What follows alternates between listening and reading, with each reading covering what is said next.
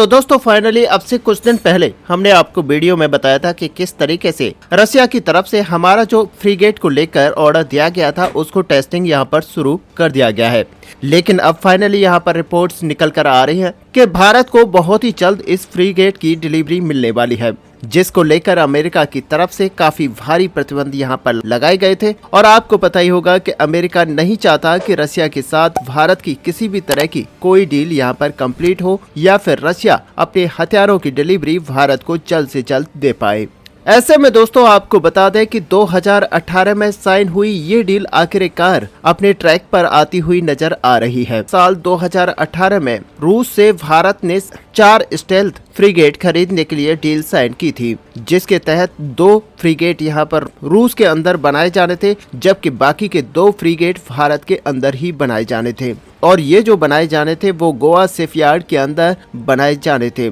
ऐसे में दोस्तों ये जो स्टेल्थ फ्रीगेट हिंद महासागर के लिए भारत की ताकत को बढ़ाने का काम करेंगे। और सच माने कि इनके आने से भारत की ताकत में तो इजाफा होगा ही, साथ ही यहाँ पर चीन को काउंटर करने के लिए भारत जो लगातार अपने ताकत को बढ़ाने का काम कर रहा है उसमें भी यहाँ पर इजाफा होगा। लेकिन दोस्तों आपको बता दें कि रशिया की तरफ से यूक्रेन युद्ध के चलते यहाँ पर डिले का सामना करना पड़ रहा था और रशिया यहाँ पर पिछले कुछ समय पहले इस फ्रीगेट का टेस्टिंग शुरू कर चुका है। और आपको बता दें कि शुरुआती एग्रीमेंट के मुताबिक इन फ्रीगेट्स की जो डिलीवरी थी, इन फ्रीगेट्स के अंदर यूक्रेन से सप्लाई किया गया मरीन इंजन लगाया जाना था। लेकिन रूस और यूक्रेन के बीच में चलती जंग के बीच में यहाँ पर ये कंप्लीट नहीं हो पाया और इसी वजह से यूक्रेन ने किसी भी तरह का व्यापार यहाँ पर रशिया के साथ बंद कर दिया। और उसके बाद में ही यहाँ पर चुनौतियां का सिलसिला स्टार्ट हुआ, जहाँ पर भारत के लिए भी काफी चुनौतियां उभर कर आई। ऐसे में आपको बता दें कि यूक्रेन युद्ध की वजह से अमेरिका और पश्चिमी देशों ने साथ मिलकर रशिया के ऊपर काफी बड़े प्रतिबंध लगा दिए हैं,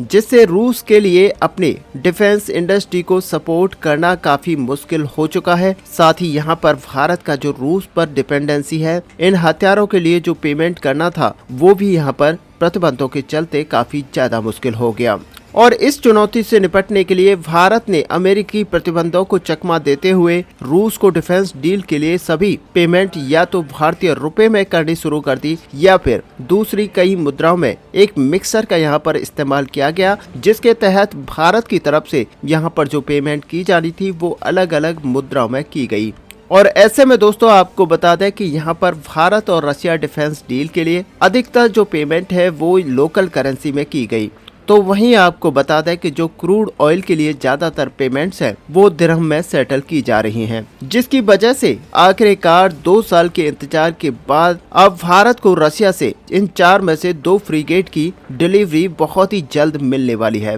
जिसके तहत दोस्तों यहाँ पर बताया ये जा रहा है कि अब सितंबर महीने तक पहला फ्रीगेट भारत की नौसेना में शामिल हो जाएगा। तो वहीं आपको बता दें कि दूसरा जो फ्रीगेट रशिया से भारत को दिया जाना है वो अगले साल यानी कि 2025 के मध्य तक मिल पाएगा। इसके बाद में जैसा कि हमने आपको स्टार्टिंग में बताया कि यहाँ पर 2 फ्रीगेट भारत के गोवा शिपयार्ड के अंदर ही बनाए जाएंगे, जिसकी टेक्नोलॉजी रशिया से शेयर की जाएगी और वो भी कुछ ही समय के अंदर बनकर तैयार हो जाएंगे। बता दें कि ये सभी स्टेल्थ फ्रीगेट साल 2003 से 13 तक रूस के द्वारा भारत को सप्लाई किए गए 6 तलवार क्लास फ्रीगेट के अपग्रेड वर्जन हैं, जो कि भारतीय नौसेना की ताकत को यहाँ पर बढ़ाने का काम करेंगे। और सच मानिए कि ये हमारी भारतीय नौसेना के अंदर बहुत ही अहम भूमिका निभाएंगे, क्योंकि ये भूमध्य सागर में अपना एक अहम रोल यहाँ पर निभाने वाले हैं। साथ ही आपको बता दें कि भारत के पास 3 अलग अलग श्रेणी के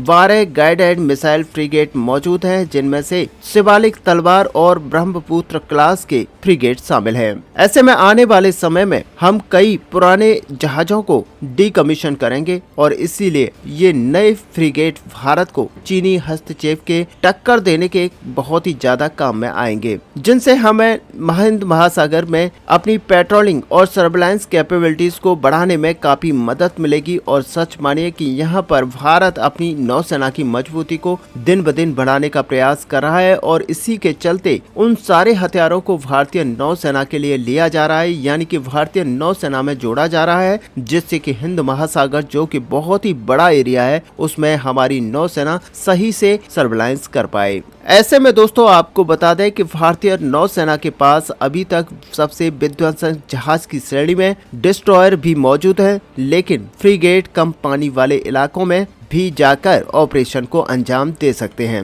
जिसकी वजह से ऑपरेशनल मोबिलिटी के लिए भारत के नौसेना के पास इनकी अच्छी संख्या में होना बहुत ही ज्यादा जरूरी है। और इसी संख्या को बढ़ाने के लिए भारत लगातार कोशिश कर रहा है, जिसके तहत 4 फ्रीगेट यहां पर रशिया से लिए जा रहे हैं। ऐसे में दोस्तों इस बड़े अपडेट से यहाँ पर ये बात तो साफ हो जाती है कि अमेरिका की तमाम कोशिशों के बावजूद भारत रूस के साथ अपने डिफेंस और एनर्जी रिलेशंस को कमजोर नहीं करना चाहता। साथ ही दोस्तों यहाँ पर अमेरिका के द्वारा रूस के ऊपर लगाए गए प्रतिबंध भी बेकार होते हुए दिखाई दे रहे हैं। अब दोस्तों अमेरिका लगातार भारत को तेल और रूस के हथियारों को खरीदने से रोकता रहा, लेकिन आपने देखा कि यहाँ पर भारत ने इस मामले में अमेरिका की तो नहीं सुनी, उल्टे भारत ने एक ऐसा कारनामा यहाँ पर कर दिखाया जिसकी रिपोर्ट आते ही खुद अमेरिका भी अब परेशान है। अब दोस्तों यहाँ पर अमेरिका को ये समझ में नहीं आ रहा कि भारत को रोकना यहाँ पर मुश्किल है, और यह तो मालूम है कि भारत आज भी रूस के हथियारों का सबसे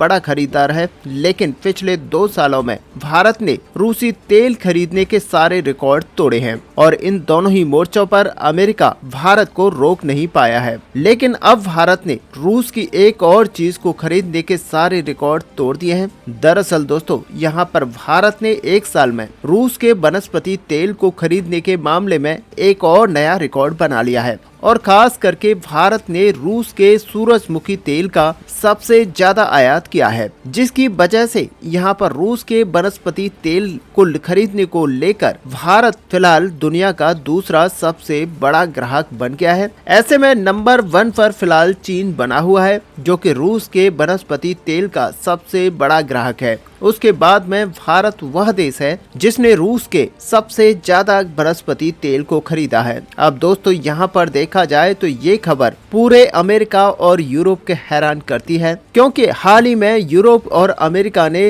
रूस के अनाज को वैश्विक बाजार से बाहर निकालने के लिए 50% से ज्यादा टैक्स उस पर इम्पोज कर दिया था। लेकिन भारत यहाँ पर सबको चौंकाते हुए अपने आवश्यकता के हिसाब से रूस के कृषि उत्पादों का भी सबसे बड़ा ग्राहक बन चुका है। और ऐसे में आपको बता दें कि भारत न केवल अपनी जरूरतों के हिसाब से यहाँ पर सामानों को खरीद रहा है, बल्कि भारत रशिया से खरीदकर यूरोप के कई अन्य देशों को इसकी सप्लाई भी कर रहा है। और अब दोस्तों अगर देखा जाए तो अमेरिका चाहे जो भी करे, लेकिन भारत वही करेगा जो भारत के हित में होगा। आप हमें नीचे कमेंट पे लिखकर जरूर बताएं। साथ ही दोस्तों अगर वीडियो आपको अच्छी लगी हो तो लाइक और शेयर करना ना भूलें। मिलते हैं नेक्स्ट वीडियो में, तब तक के लिए जय हिंद जय भारत।